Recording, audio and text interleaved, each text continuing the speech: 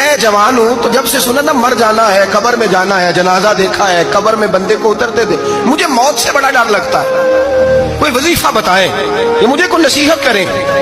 تو میر عبدالواحد دلگرامی رحمۃ اللہ علیہ فرمانے لگے بیٹے تیری جیب کس طرح کی ہے، پیسے کس طرح کے؟ کہنے لگا حضور بڑا کرم ہے اللہ کا، مالدار ہوں، خوشحال ہوں۔ آپ نے فرمایا ایک پروگرام، یہ نہیں اس کو نفسیاتی طور پہ مطمئن نہیں کیا، نہ آپ نے اسے کوئی وظیفہ بتایا، نہ ذہنی طور پر اسے کوئی لیکچر دیا، کہ فرمایا تیری مالی پوزیشن کس طرح کی ہے؟ کہنے لگا حضور میں الحمدللہ مالدار ہوں، اللہ نے مجھے نوازا ہوا ہے۔ آپ فرمانے لگے اس طرح کر، روزانہ کی بنیاد پہ صدقہ دینا شروع کر، اور فرض نماز کے ساتھ ساتھ روزانہ کی بنیاد پر چند نفل پڑھنے شروع کر۔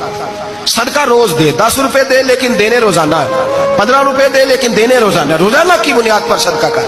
بچہ کہتا میں بھی حیران تھا کہ حضرت میں تو وظیفہ پوچھنے آیا تھا کہ موت سے ڈر لگتا ہے، انہوں نے مجھے صدقے پہ لگا دیا، نفل پہ لگا دیا، وہ تو کام میں کر رہا ہوں۔ خیر بزرگ تھے، وظیفہ پڑھنے لگا، صدقہ دینے لگا، اللہ اللہ کرنے لگا۔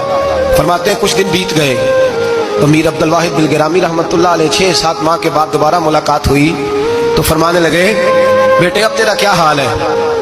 تو نوجوان کہنے لگا حضور اب مجھے مرنے سے ڈر نہیں لگتا، بلکہ اب تو میرا مرنے کو دل کرتا ہے۔ تو دل کرتا ہے، ڈر نہیں لگتا، اب دل کرتا ہے۔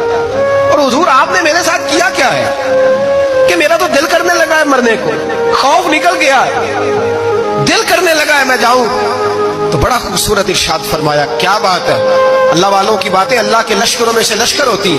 پیر سید عبدالواحد دلگرامی رحمۃ اللہ علیہ فرمانے لگے بھائی جس جگہ آدمی کی پراپرٹی ہوتی ہے، جس جگہ اس کا مکان ہوتا ہے، جس جگہ اس کی جائیداد ہوتی ہے، وہاں اس کا جانے کو دل کرتا ہے۔ فرمایا اب تو نے صدقہ دے کے نفل پڑھ کے جنت میں اپنا مکان وہ کرا لیا ہے، اب وہاں تیرا پلاٹ ہو گیا ہے، اب تیرا ڈر نہیں لگے گا، اب تیرا جنت میں جانے